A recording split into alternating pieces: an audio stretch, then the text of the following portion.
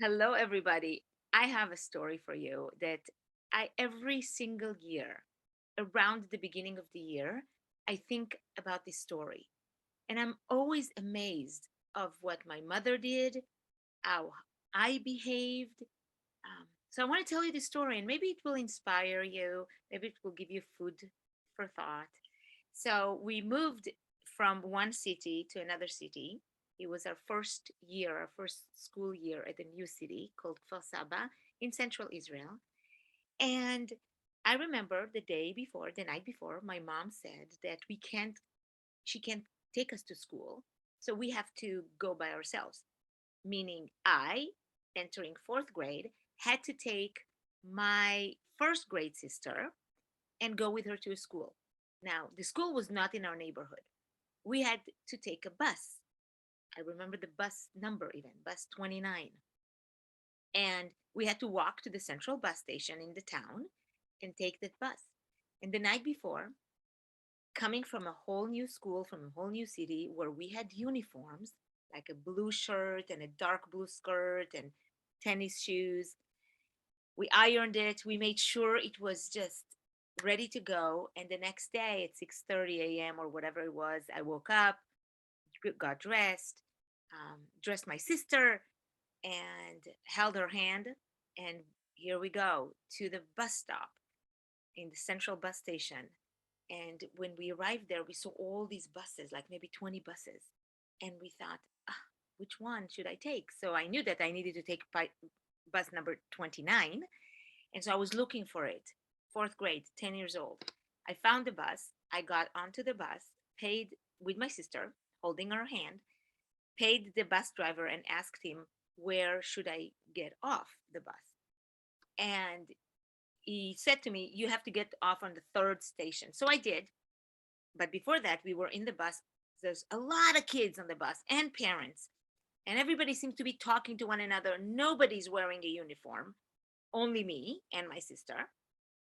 And I asked the lady after the second stop, I wanted to make sure that the bus driver said the right thing for me to me.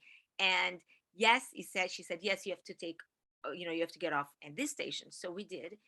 And we crossed the street with a lot of other people crossing the street. And we got into the school. They had this big, huge plaza. And all the children on the first day of school knew to line up in these rows, except my sister and I. We did not know what to do. And I remember standing right on the side with my sister, leaning back on one of these poles. And then the beginning of school, they had this, assembly. They all sang songs which we did not know. And at the end of the assembly, which was maybe 20 minutes, everybody was dispersing to their classrooms. They were going everywhere.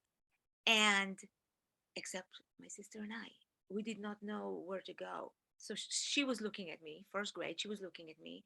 And I said with a very confident voice, I said, we're going to go to the principal's office. We're going to find out where your class is, and then I'll put you in your classroom, and then I will go to my classroom. And we went to the assembly, to the office, and the principal found us there.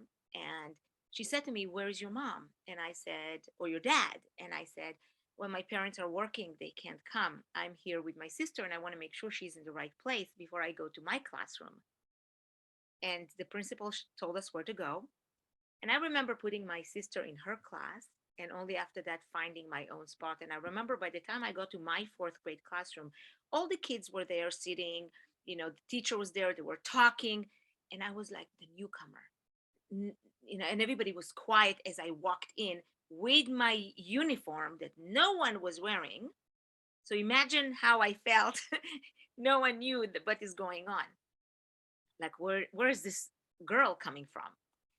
And I thought about it a lot since that day. And I know I never let my kid at fourth grade go to school by themselves.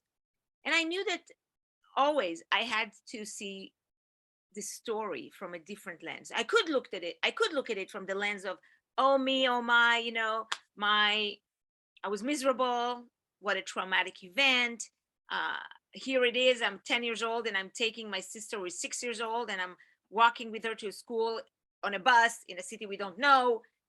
I could go that route, or I could look at it from a different lens. And that lens is my parents couldn't come with us. My mom worked 3 jobs, my dad worked in construction. They didn't have the ability to come with us.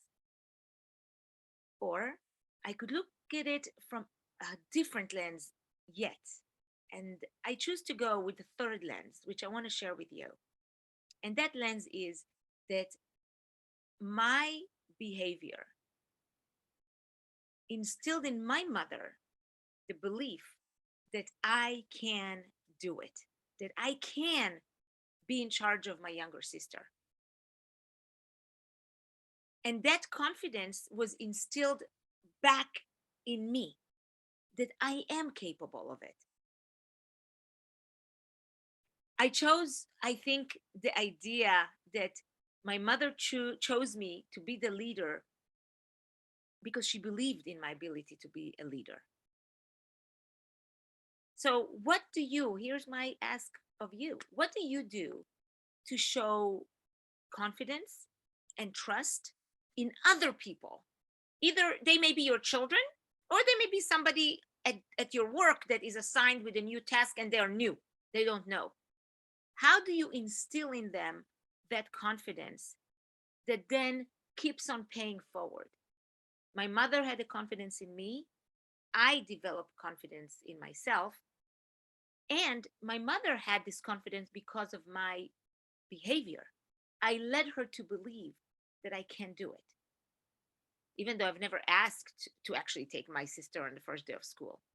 So that's my little story on the first day of fourth grade, and how it really kind of shaped.